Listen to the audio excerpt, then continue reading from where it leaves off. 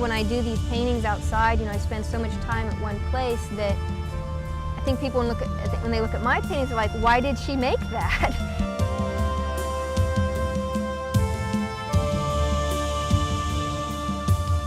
Before I came here, I was in Washington, D.C. for 5 years, and I started to do some small cityscape drawings there, and they interested me because it's where people live. I'm a farm girl. I grew up on a farm in Iowa, and yet I find myself in this man-made construct of the city. And this is my life, I don't ache to go live on the farms, but when I came to Savannah, because the weather's so beautiful for so much of the year, really in February, I could be out painting, for a good number of hours in a day, and there's very few places where you could do that. And so it was possible to kind of take it seriously year-round to see what would happen if I would take cityscape as my subject. I think one distinction about my painting is that I do it all on site. So when I do these, I'm doing traditional plein air painting, is what it's called, like Monet, except Monet was out in the meadows predominantly, and I'm in the middle of the city. But I'm not working from photos.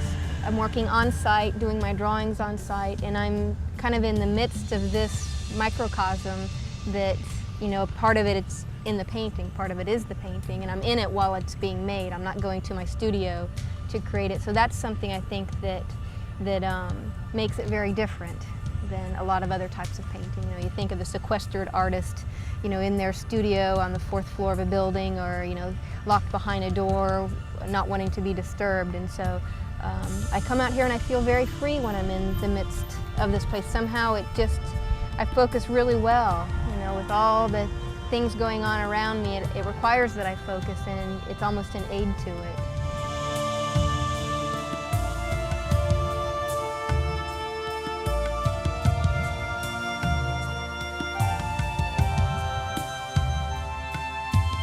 I'm not trying to make it photorealistic at all. Some people would maybe say that, wow, it looks like a photo, but I think that that's what they say when they're looking at it from a distance, and as soon as they go up and look at the surface, they see the brush strokes, they see, marks of paint, they can see a lot of layers, they can probably see underdrawing, they can sense that it's very much handmade, that it's not, a smooth, continuous surface by any means. And that interests me very much. It's that tension between the fact that this is a two-dimensional surface where there's a mark, there's things being put on it that make the image, and yet at the same time there's a strong illusion of receding space, of perspective, of atmosphere, that it's not all completely one of those things. It's not all depth and it's not all surface at the same time. It's the give and take between those.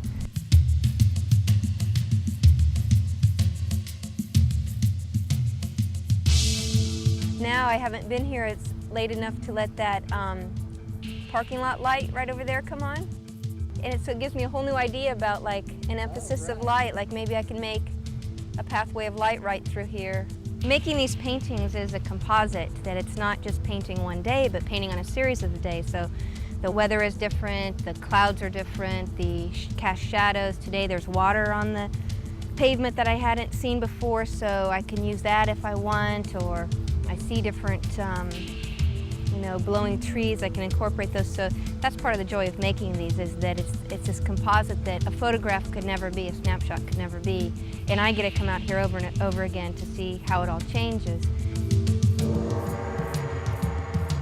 When I'm painting, because I am making the street my studio for these paintings, that a lot of people say things to me and they add to my understanding of the place. Sometimes they've lived here for many years and they can tell me something about the places that I'm painting, and they become part of the layers of meaning and the kind of accretion and composite nature of these works. They're part of that too.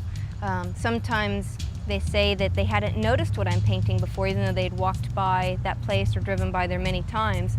And that gives me a degree of pleasure, just thinking that I asked them to stop and consider a place the same way that I am stopping to consider a place.